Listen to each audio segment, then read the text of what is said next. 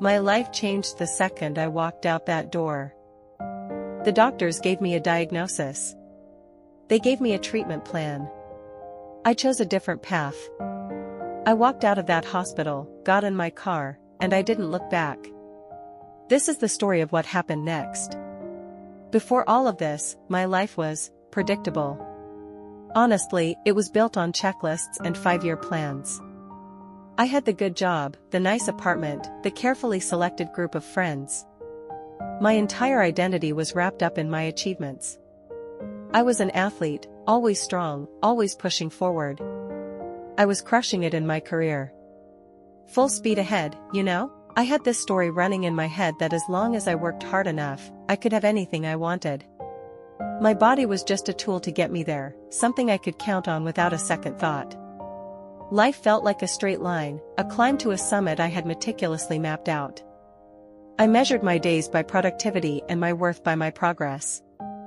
I was living a life for everyone else, ticking boxes I thought I was supposed to want, and in the quiet moments, the ones I tried so hard to fill with noise, there was this gnawing feeling that I was unfulfilled, trapped in a life I'd built but didn't truly own. My body had been trying to tell me things for a long time, in whispers, but I just wasn't listening.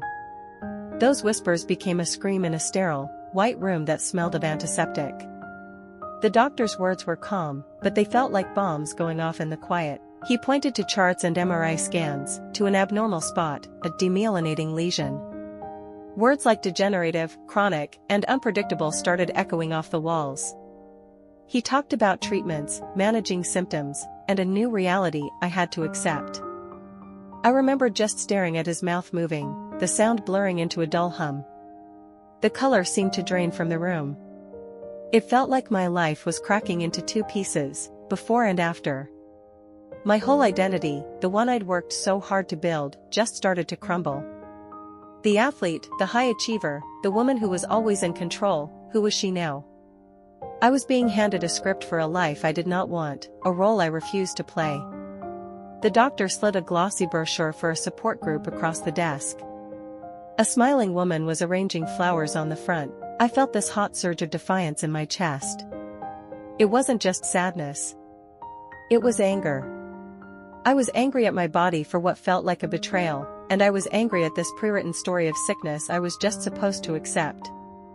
In that moment, I was terrified the diagnosis would swallow me whole, that people would see the disease before they saw me. The doctor was still talking about appointments and follow-ups, but I wasn't really there anymore.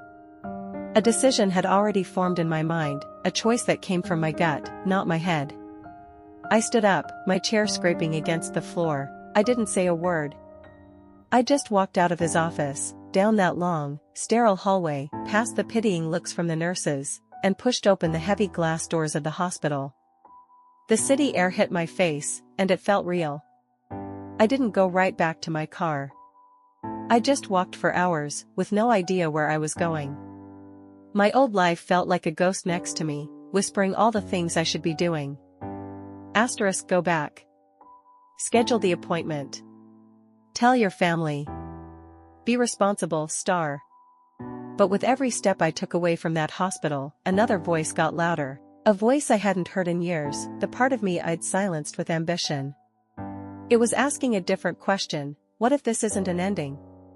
What if this is permission to change everything? That night, I went home, and it felt like walking onto a movie set for someone else's life. I looked at the awards on my shelf, the color-coded planner on my desk, all the expensive furniture I'd bought to impress people I didn't really like. They were just props. And I was done acting. I packed one bag. I left my keys on the counter. I got in my car, and with the city lights shrinking in my rearview mirror, I just drove. I had no plan, no destination. For the first time in my life, I was completely untethered. It was the most terrifying and exhilarating feeling I have ever known. The first few weeks were a blur of cheap motels and bad coffee, and the fear was always there. But underneath it, something new was starting to grow: freedom. I ended up in a small, coastal town, the kind of place you only find when you're not looking for it. I got a job waiting tables, the polar opposite of my old career. The work was simple, physical, and blessedly anonymous. Nobody knew the old me. Nobody expected anything from me. And it was here, in this profoundly ordinary place, that my real journey began. I started walking on the beach every morning. At first, it was just to kill time.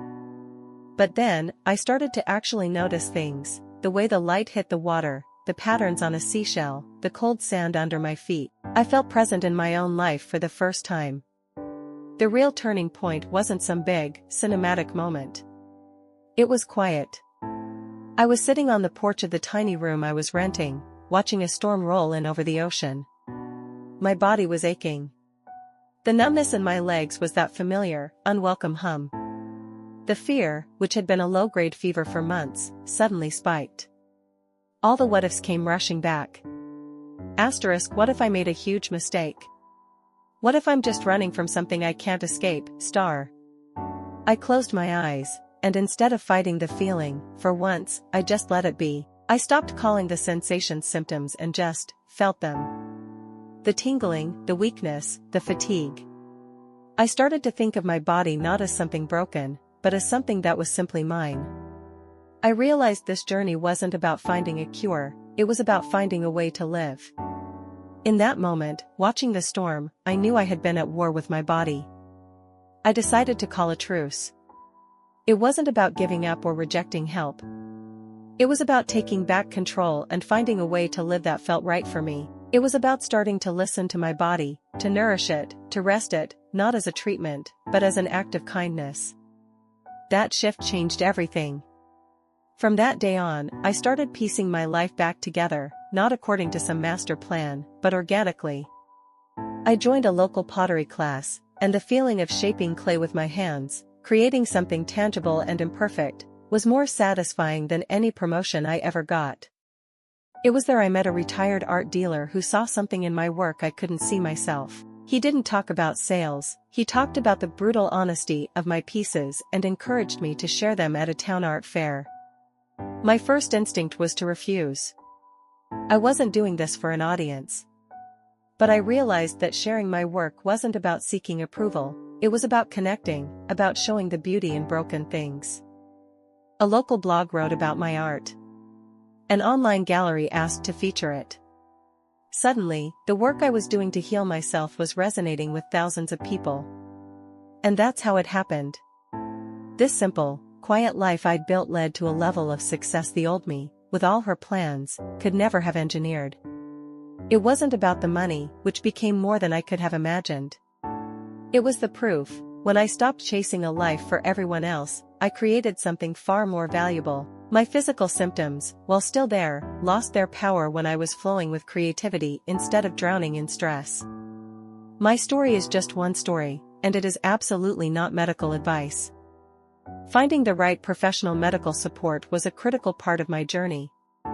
But I've learned that sharing our experiences is one of the most powerful things we can do. It reminds us we're not alone. If you're navigating your own unexpected path or have a story of transformation, I'd be honored if you shared it in the comments. Reading other people's stories was a lifeline for me when I felt lost, and yours could be that for someone else.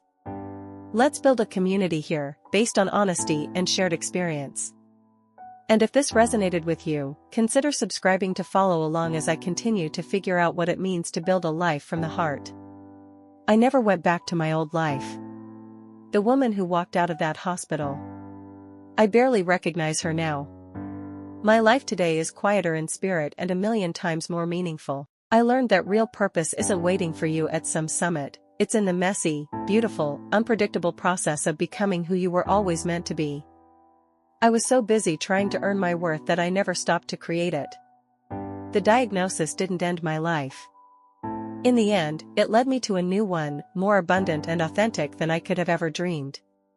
And for that, against all odds, I'm grateful.